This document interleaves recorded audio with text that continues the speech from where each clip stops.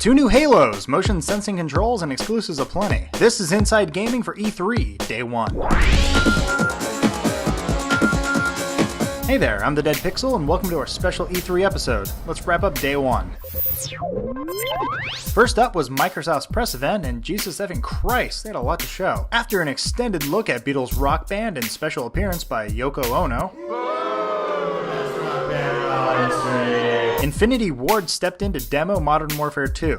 With all new weather effects and high-tech weaponry, this is definitely looking like the title to beat this holiday season. Xbox owners should also be happy that they'll be getting an exclusive map pack first when the game ships this November. Later, Epic's Cliffy B took the stage, proving to everyone that yes, he does work out. Also, he was sporting an ironic t-shirt, I think. The game demoed was Shadow Complex, or something. Keyboard Cat was too busy playing them off.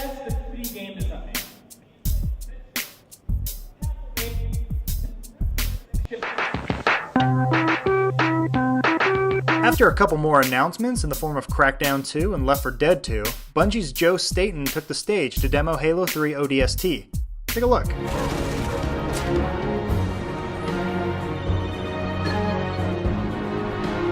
Orders are orders. After the demo, Bungie then announced Halo Reach, a prequel to Halo 1, which will have a beta this fall when you buy Halo 3 ODST. Not shown at the event but was alluded to was Halo 3 ODST's all-new mode, which looks similar to Gears of War 2's Horde mode, called Firefight. We'll bring you more info on that later this week. Next, Ubisoft demoed the all-new Splinter Cell Conviction. Sam is no longer emo, and appears to be returning to his normal badass self. Next, a French robot from Remedy showed off Alan Wake, finally, with a promise of a spring 2010 release date. After some new dashboard upgrades in the form of Facebook, Twitter, Sky TV for the Brits, and browsable movies via Netflix, Hideo Kojima took to the stage to announce an all-new Metal Gear exclusively for the Xbox 360. Metal Gear Rising will feature Robo Raiden and has no footage whatsoever, but hey, Metal Gear is finally coming to the 360. Be happy. And finally, rounding off the show was the introduction of Project Natal, Microsoft's answer to the Wii's motion sensing controls. The new device features voice print identification, face scanning, and the ability to fling your poo. Will this new innovation take off? Well, Spielberg thinks so. We have no idea, but we're quite eager to give it a go. Alrighty, that's all the time we have for now. Check back tomorrow when we recap Ubisoft's and EA's press events, along with some exclusive footage of the show floor. Good night and good luck. Dead Pixel here. The guys behind Splinter Cell Conviction showed off their game at the Ubisoft press conference. Here's what we saw. Traditional stealth games, they kind of force the stealth on the player. They make you weak and they force you to be slow. We want to do the opposite. We want you to use stealth because it's a tool that allows you to better achieve your objectives. In Conviction, you're going to feel like a powerful predator. Conviction is about Sam Fisher. He's now on a personal mission. He's left the agency he was working for, and now he's on his personal agenda. I can't tell you. This is the interrogation gameplay. It allows Sam to extract information from certain enemies. Sam can use any part of the environment. It's all interactive and destructible.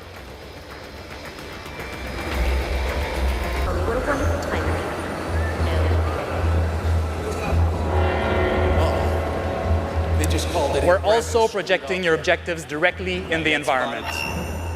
He got punked. Fisher took out his whole crew, then gave him a swirly.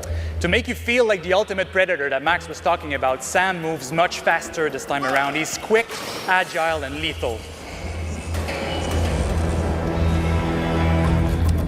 Max is about to use one of Conviction's most important new gameplay feature, the Mark and Execute. It changes the classic stealth gameplay to what we call dynamic stealth and lets you control the pace of the game. We're going to mark a light and an enemy, then get into position and execute.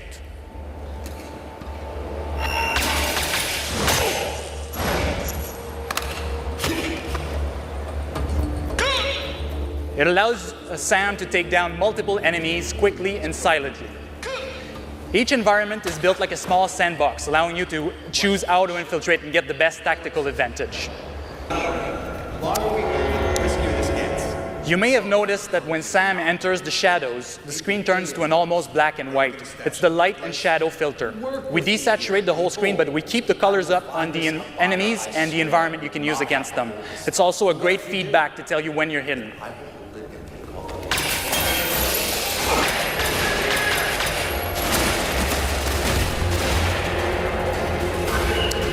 is the last known position. When you're seen by the enemies, you have the option of either engaging them in a firefight or vanishing back in the shadows. And when you break the line of sight, we display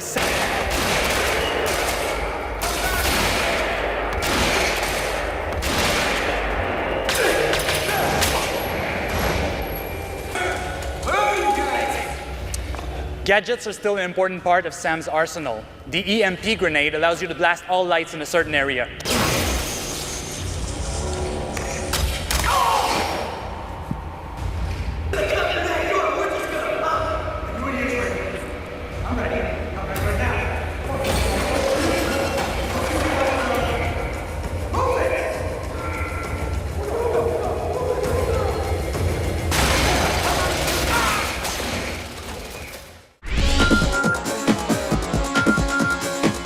PSP is a go, God of War looks sweet, and a sneak peek at Halo 3 ODST. This is Inside Gaming for E3, Day 3. Hello once again, I'm the Dead Pixel reporting from E3. Let's check out some of the highlights from the week.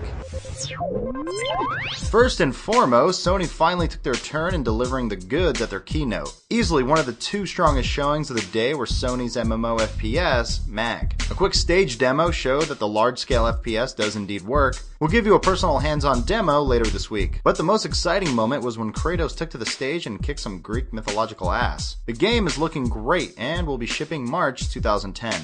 Big announcements in the form of Final Fantasy XIV and an all-new Metal Gear on the PSP were definitely highlights. The new PSP did everything but surprise since its existence was leaked earlier, but its price of $249 mostly just pissed everyone off. The biggest announcement and biggest surprise was Sony's all-new motion controller. The new wand, or wands, works with the existing iToy and sports some interesting motion tracking features. The new device should be hitting next spring. After we hit the Sony conference, we got to have a little one-on-one with the developers of Halo 3 ODST for a special first look. Take a look.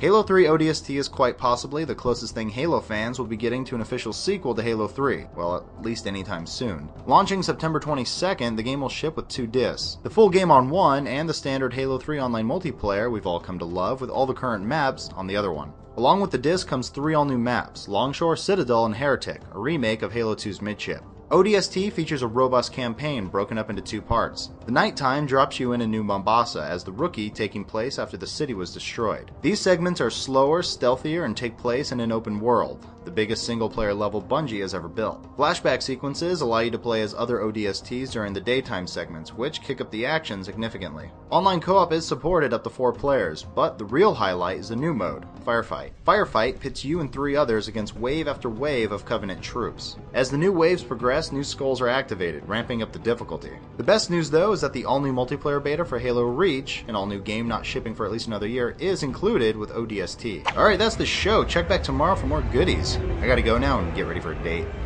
Later.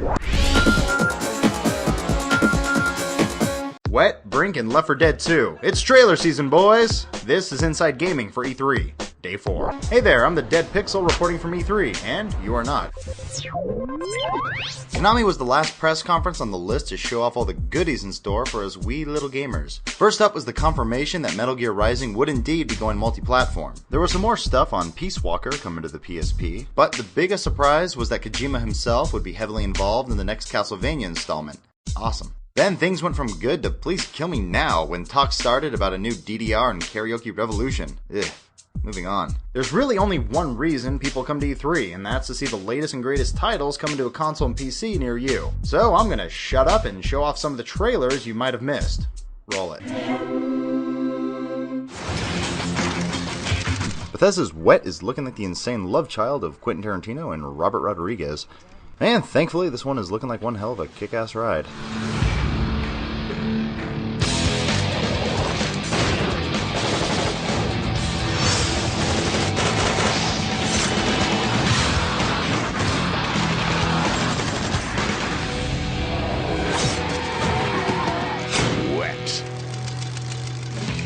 This fall on PlayStation 3 and Xbox 360.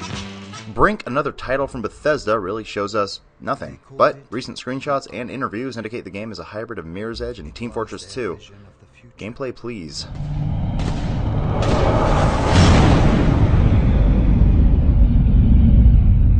Left 4 Dead 2 takes place right after the first game, but this time there's more of a push towards melee weaponry and class-based roles. Baby, they're gonna wish we had.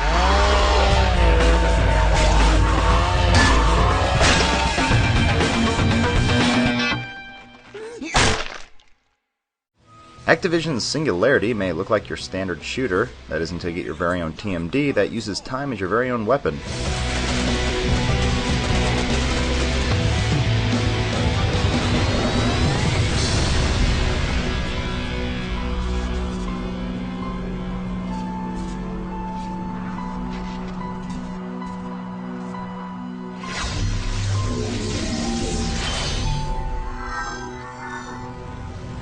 Alright, that's the show. Thanks for watching. Tune in next time where we're doing our wrap-up and overall thoughts of the show. See who won, who lost, and those that were just plain sad. See you then.